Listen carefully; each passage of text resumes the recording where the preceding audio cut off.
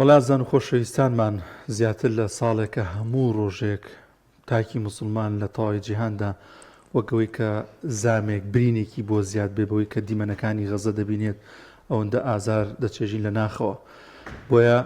زۆرێک هەن کە لە نووسێران لە شاعیران لەوەی کە بەرگری لە ئەو زوڵم و ستەمەی کە بەرامبەر بە مسلمانانی غەزە دەکرێت و لە بەرەی ئەوەندان و هەمیشە بەردەوام قسە و باسییان هەیە. وەک دەوترێت لێرەوە تەنها ئەوە دەکرێت کە بەشاد لە شازەکان بە دڵ پێمان ناخۆش بێت بە زمان و بە گفتار پشتگیریان بکەین و دژی ئەو زوڵم و ستەمە بۆسینەوە کە دەرحەق بە مسلمانانی غەزە دەکرێت. بەڕێز مامۆستا یاسین عارف ناسراو بە مامەپیرە کتێبێکی نووسیوە لەبارەی غەزە، ناونیشانی کتێبەکە غەزە دەروازەی بەهەشت. بزانین ئەم کتێبە باز لە چی دەکات و هۆکاری نووسینی ئەم بابەتە بە دیاریکراوی بۆچی دەگەڕێتەوە، چی وای لێ کردووە کە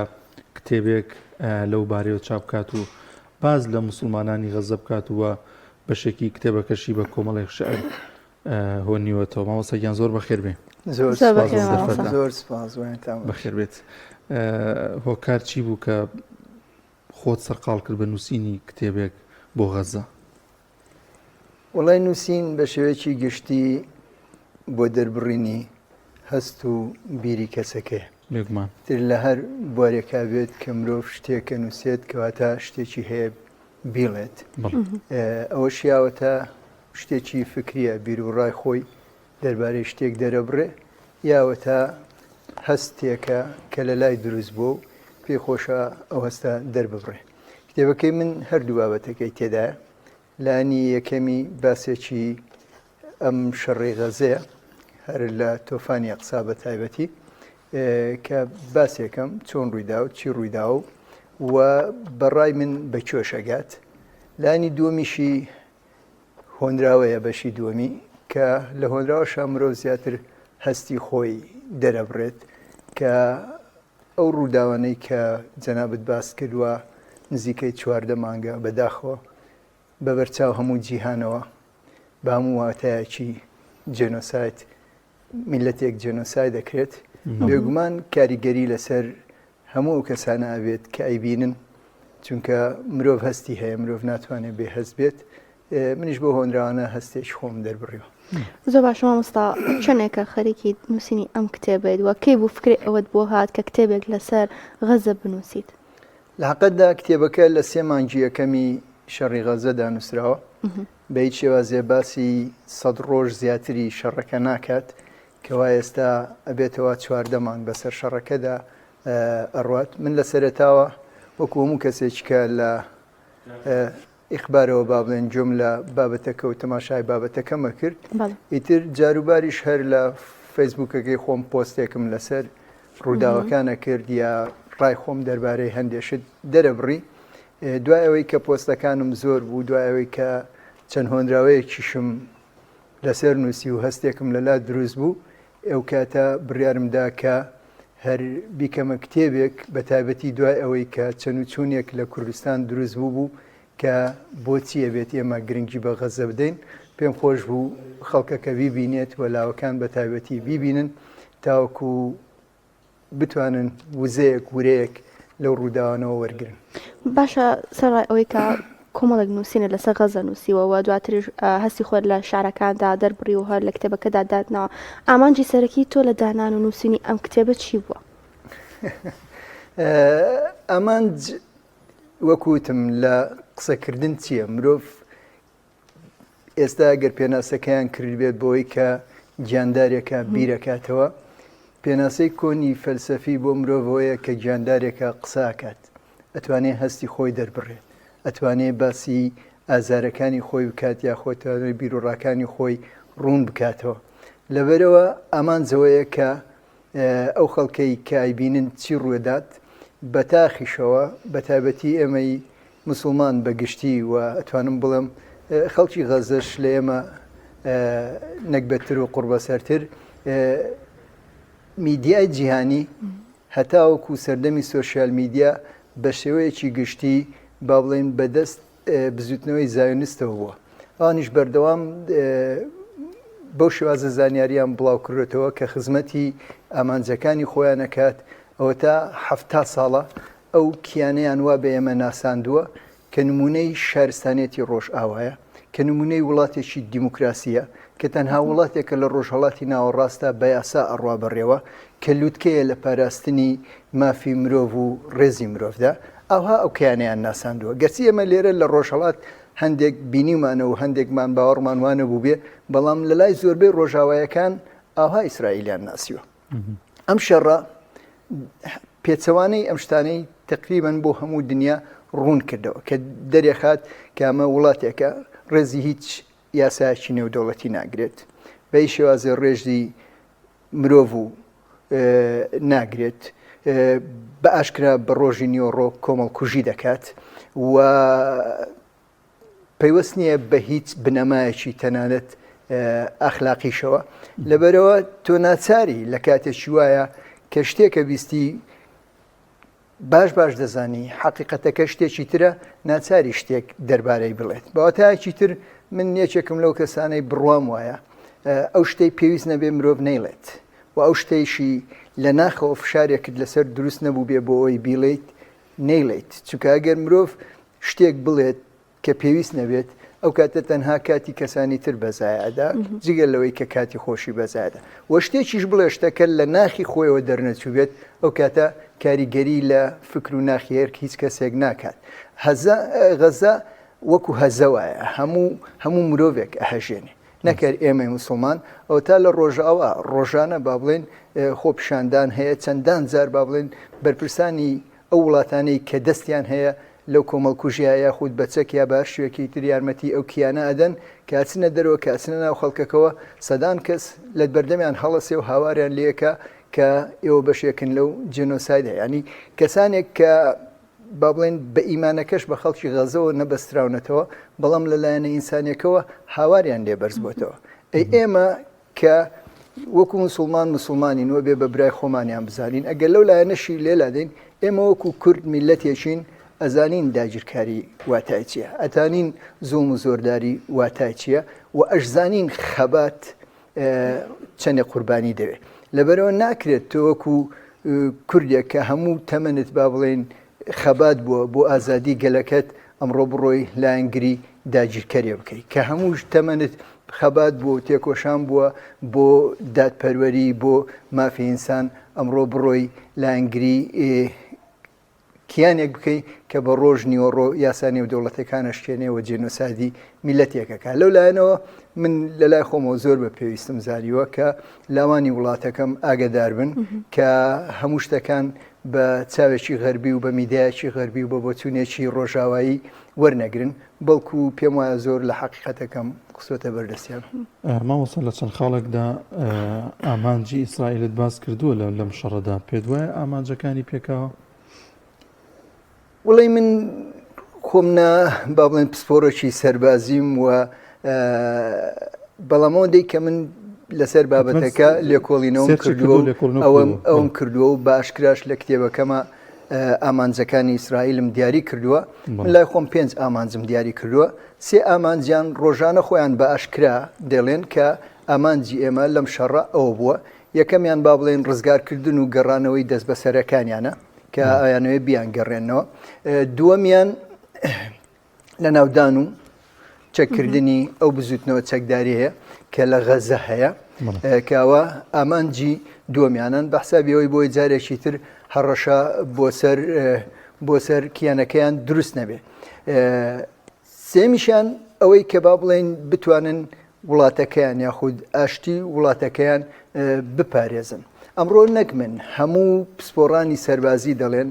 نەکەر ئەم ئامانجانە لە دوای 14 مانگ کۆمەڵکوژی و وێرانکاری و لە دوای ئەوەی لە سەدا وا بێبنەوە تو شتێک لەو نەکەر شاری غەزە لە هەموو ناوچەی غەزە وێران بووە لە دوای ئەوە زیاتر لە 50,000 کەس شەهید بووە کە لە سەدا 65 ئافرەت و مناڵی بێدەسەڵات و بێتاوان و هیچ پەیوەندیەکیان بە شتێکەوە نییە لە دوای ئەوە نزیکەی وا 80,000 کەس بریندار و ئەوە بووە بە بۆچوونی هەموو پسپۆڕانی سەربازی هیچ کام لە ئامانجە سەرەکی و استراتیژیەکانی ئیسرائیل نەهاتوێتە دی ینی نە بنکراوەکانی خۆیان گێڕاوەتەوە نەتوانیان با بڵێن دەست بەسەر ئەو بزوتنەوەی تا بگرن و چەکیان لێ بسەن و کۆتاییان پێبێنن و نەتوانیشیان خەڵکی غەزە ناچار بکەن کە غەزە جێبهێڵن و بڕۆن بەرەو میسر و بۆەوەی بە یەکجاری ئەو ناوچەیە بکەوێتە ژێر دەستی خۆیانەوە. ئەم سێ ئامانجە سەرەکیەی کە باسییان کردووی چی ناتوێتە دی تا ئێستاەوە بە چاو خۆمانەی بینین هیچ لەم ئامانجە ناتوێتێت. بەڵام من لە کتێبەکەی ئاڵم دوو ئامانجی تری نەشاراوایان هەیە کە هیچ گومانی تێدا نیە هەر کەسێک گوێی لە قسەکانی نەتەنیاهۆ بگردایە بە تایبەتی لە کاتێکە لە نەتەوەی گرتوەکان قسەی کرد و نەخشەیەکی پیشان هەموو جیهاندا زۆر زۆر بە بێشەرمانە کە بە حسابی خۆیان ئەویان ویست نەخشەی تازەی ڕۆژهەڵاتی ناوەڕاست بێ گۆڕانکاریەک لە نەخشەی ڕۆژهەڵاتی ناوەڕاستا بکەن کە ئەمە پەیوەستە بە شتێکەوە پێوترە سەفقەی قەڕن واتە ڕێکەوتنی سەدا کە ڕێکەوتنێکی بازرگانیە ئەیانتوێ خەتێکی بازرگانی لە دەریای عەرەبی لە کەنداوی عەرەبیەوە بگەێنن بە دەریای ناوەڕاست بە ئەوروپا کە ئەو خەتەش بتوێنێتەوە بە غەزەیە دەڕوات بە ئیسرائیلا دەڕوات کە ئەما بێتە هێڵێکی بازرگانی وەکو خەتی ئاورێشممان هەبوو لە سەدەکانی ناوەڕاستە کە لە هندستانەوە هات ئێستایانتەوێ ئەم هێڵە بازرگانێت جێگای ئەو هێڵە بگرێتەوە لابردنی ئەو مەترسەی کە پیان وایە لە غەزەوە دروستە بێ پەیوەندی بەو هێڵەوە هەیە و زیاتریش لە هەمووی پەیوەندی بەگەیاندنی غازەوە هەیە بە ئەوروپا چونکە ئێستا بەهۆی شەڕی رووسیا لەگەڵ ئۆکرانیا کە ئەوروپیەکان بە پلەی یەکەم بۆ غازەکەیان پشتیان بە رووسیا بەستوە ئێستا کێشیان بۆ دروست بووە ئەتەوێ واز لە رووسیا بێنن واز لە غازی رووسیا بێنن فیانتەوێ ئەو غازەی کە پەیدایەکەن کە ڕەنگە ناوچەکانی خۆشمان بگرێتەوە لە ڕێگای دەریای عەرەبیەوە بگات بە دەریای ڕۆژهەڵاتی ناوەڕاست سپی ڕۆژهەڵاتی ناوەڕاست و بگات بە ئەوروپا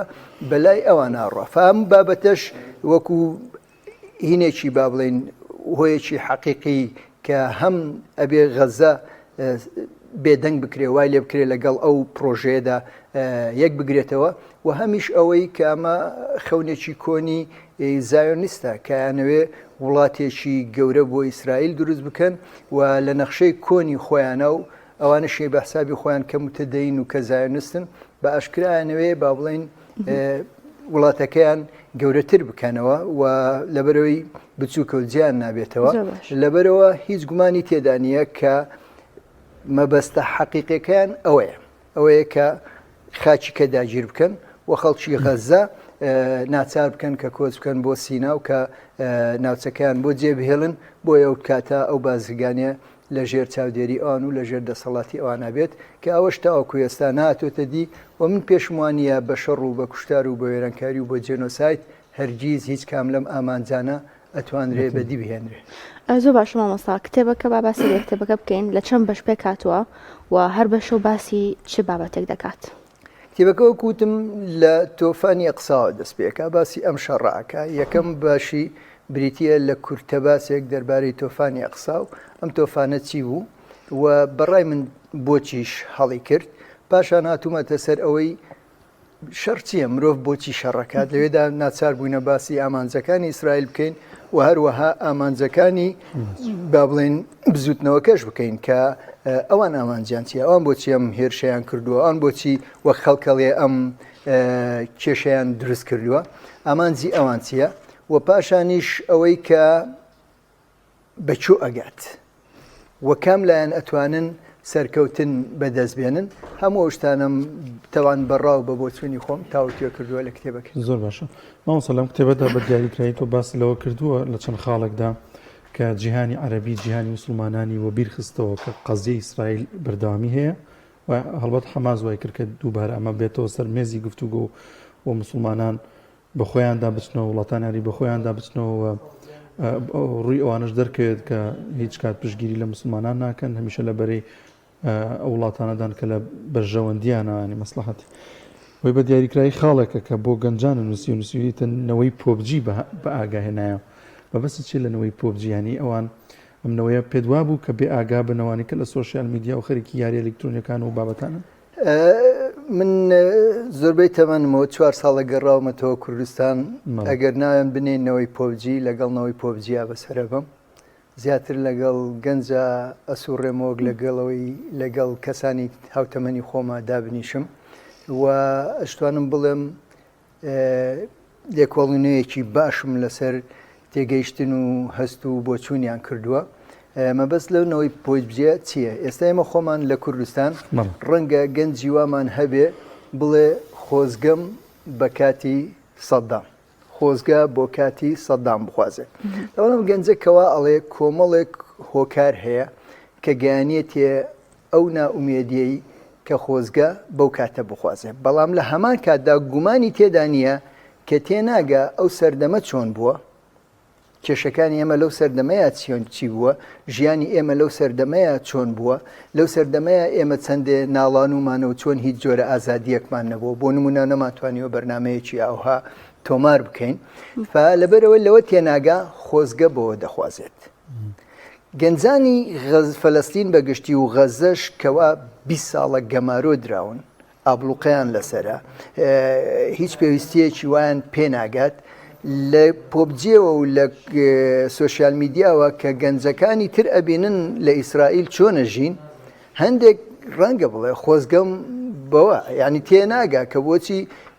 ئێمە با بڵین خەڵکی غەزایە خەڵکی فەلەستین ئەوەندە ڕقیان لە ئیسرائیلە کە کاتێکە کە بینی وڵاتێکە ئەو تا خەڵکەکەی مەسەلەن ژیانێکی تریان هەیە لە چاو ئەمانە. ئێمە بێ بۆچی ئەوەندە ڕقمان لە سەددام بێەوە تا لە کاتێکە تاوەکو ئێستاەوە تا ئێستا بخۆمان بەرەو بەغدا ئەگەڕێنەوە نیە. ئەم گەنجانەی خۆمان چۆن تێناگەن سەردەمی سەددام چۆن بووە، جیلێکیش لە فەلەستین دروست بووە کە تێنە ئەگەی کە ئەم کیانەی هەیە بۆچی باوکیان ئەوەندە باسی زوڵم و زۆرەکەیانەکەن، بۆچی پیان وایە ئەمانە مەترسیە کوین، بۆچی ئەمە پیان وایە ئەمانە ئەو ڕووکەشێ نییە کە ئایبینین بەڵکو حەقیقەتی درندایەتیەکی ترە. ئەم شەڕە هەڵیانی سانەوە لەخەو، ئەم شەڕە بۆیانی ڕوون بووە، ئەم شەڕە بۆیانی ڕوون کردەوە. ئەو شتەی کە لە سۆشیال میدیا بینیانە و ئەو جوانەی کە لە با بڵێن ڕووکەشی ئەو وڵاتەدا بینیانە ئەمە ئەو دەوڵەتە نییە. حەقیقەتی ئەو دەوڵەتە لە غەزەیە دەرکەوت، حەقیقەتی ئەو شارستانێتە لە غەزەیە دەرکەوت، حەقیقەتی ئەو ئینسانێت و مرۆڤ دۆستیە لە غەزەیە دەرکەوت. ئینجا لەبەر ئەوە هیچ گومانی تێدا نییە ئەو گەنجانەی هەموو بەخەبەر هاوردوێتەوە، هەموو قەنەعەتیان پێ ئەگۆڕێ و من پێم وایە ئەم جارە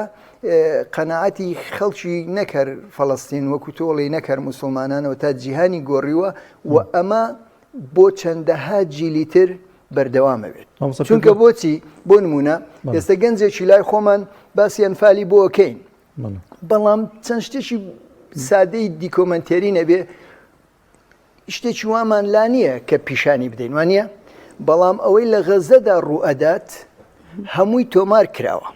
ئەوەی کە ئێمە لە میدیای بینین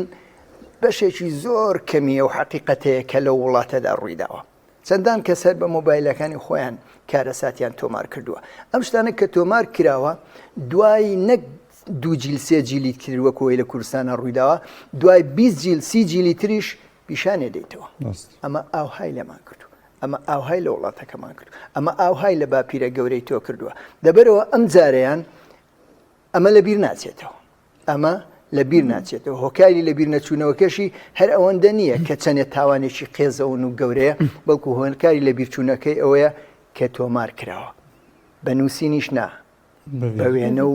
بە جوڵە و بە هەموو شتێکەوە. مامۆستا پێت وایە کە هەوێنێکیش بوو هۆکارێک بوو بۆ موسڵمان بوونی بەشێکی زۆر لە تایکی ئەوروپی ئەمریکی یان هەر وڵاتێکی دیکە کاتێ بگەڕێ بە شوێن سێرچکا بۆ ئیسلام بۆ مسلمانان بۆ غەزە، ینی هۆکارێک بۆ زیاتر ئاشنابوونی خەڵکی بە مسلمانان بە ئیسلام؟ وڵی من لەو کتێبەیە کە باسی کارەساتەکەی 11 سێپتەمبەرەکەم کە چۆن ئەوان ویستیان ئەو کارەساتە گەورە بکەنەوە وای لێ بکەن کە مسلمانان وەکو درندە و پیاوکوژ و وەکو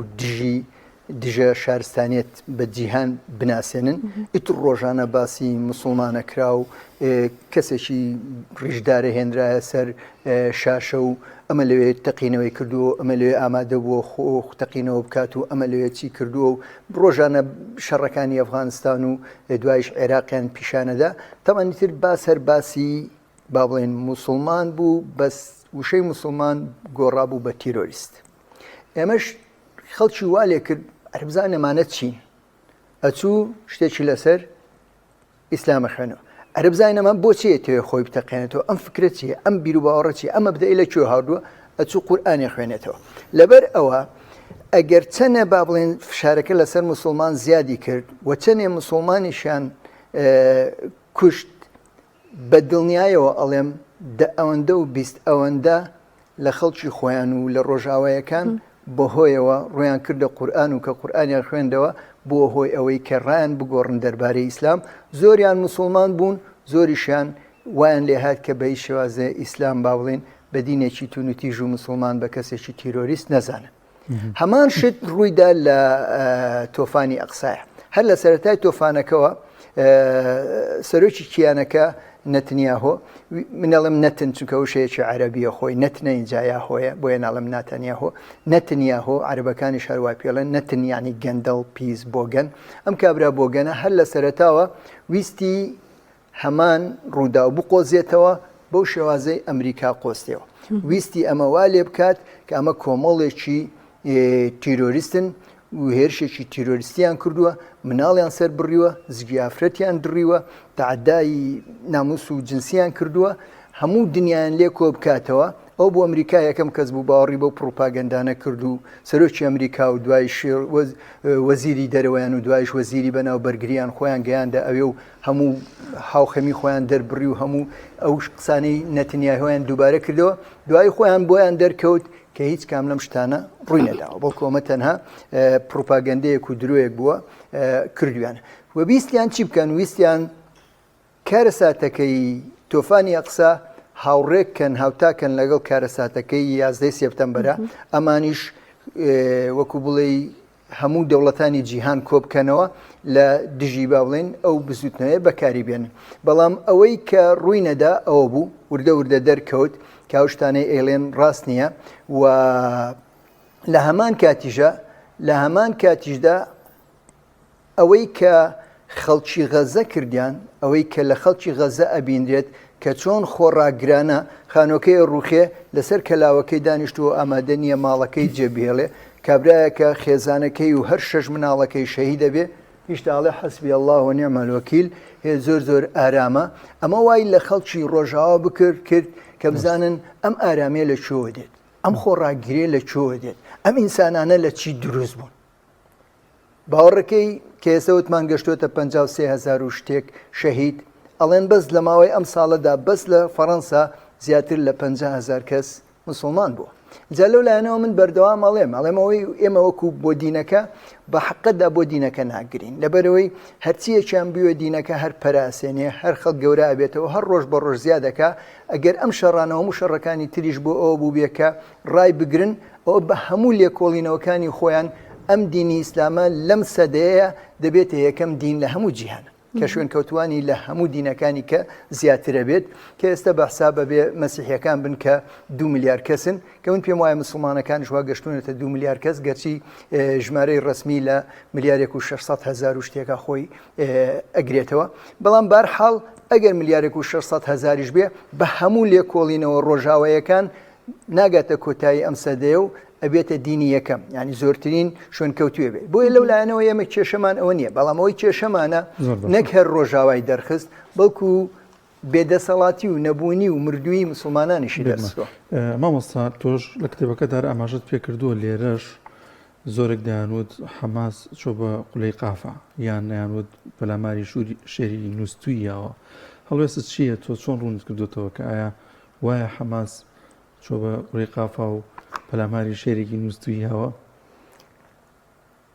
وڵی نەدەبوو ئەوە بکات ئەزانین چۆنە یەکێک لەو شتانەی دروست بووە کە حەماس ئەم کێشەی ناوەتەوە ئەم فیتنەیە ئەو دروستی کردووە و هۆکارەکەشی ئەو تۆفانە بووە من ئەو بابەتەم تاوتوێ کردووە و ڕای خۆشم تێدا وردووە و بە کوردی و بە کورتیش ئاها ئەڵێم ئەگەر فەلەستین وڵاتێکی سەربەخۆ بواە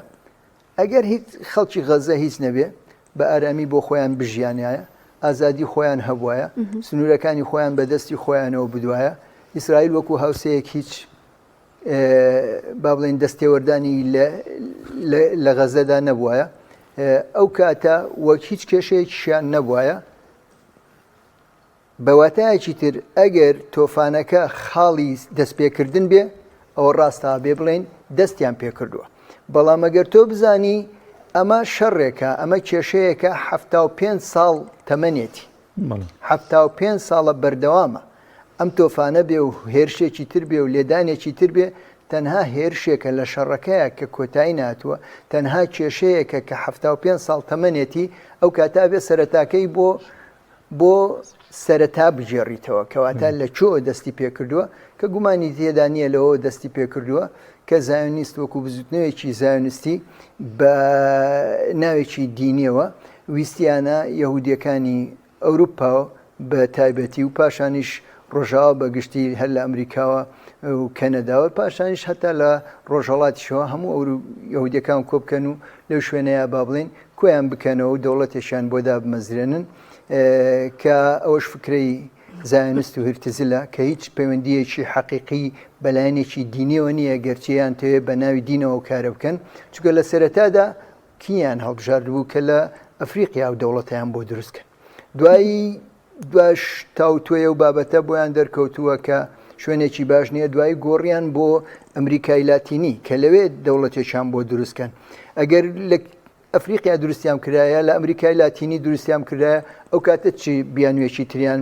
بۆ کۆ کردەوە پاشان لەوێش ڕێنەکەوتن ئینجا هاوردیانە ڕۆژهڵاتی ناوەڕاست و پاشان چیرۆکێکی دینیان بۆ دروست کرد کامە گوایە گەڕانەوەیەکە بۆ سەردەمی موساوە مە شتێکی مێژوویەوە مە حەقێکی خوایەوە مە نازام شتێکی دینیە هەموو ئەم شتانە تەنها بیانوویەک بوو بۆ هاندانی خەڵکەکە کە کۆچ بکەن بۆ کۆکردنەوەی خەڵکەکە و یەکێکیش لەو زەرەرە گەورانەی کە ئەم هێرشە داوێتی لە ئیسرائیل ئەوەیە کە ئەم هێرشەوای لێ کرد ئەو کۆچکردنە پێچەوانە بێتەوە ئەگەر هەتاوەکو سەردەمی ئەم هێرشە خەڵکی لە دنیاوە ئەڕۆی بۆ ئەوەی لەوێ بژی ئێستا خەڵکی لەوێ دەرەچەوە گەڕێتەوە بۆ ئەوەی لەوێ نەژی دەبەرەوەی هەست بە ئارامی ناکە زۆر باش مامۆستاگیامی کەمە کۆتا پرسیار و بە کورتی جواب بیتەوە لە بەشی کۆتایی کتێبەکەدا کۆمەڵێک هۆندراوە داناوە کۆمەڵێک پارچە شارت داناوە ئەم پارچە شارانە خۆی لە چەند پارچە شارە دەبینێتەوە و ناوڕۆکی شارەکان باس لە چی دەکا هەر لەسەر غەزەیە یان باسێکی دیکەش لە خۆ گرتووە هۆندراوەکان هەمووی لەسەر غەزەیە هەمووی لەسەر غەزەیە و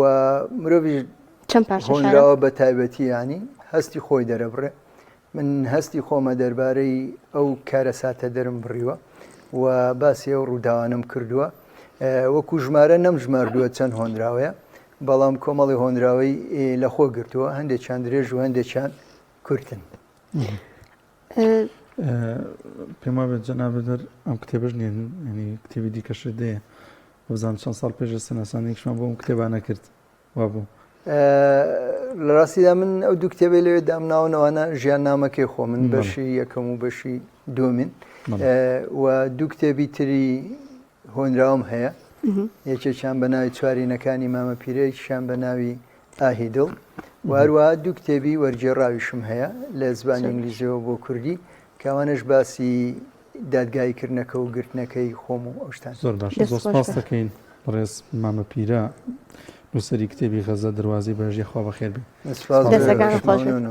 بۆ میواندارێتێکەکان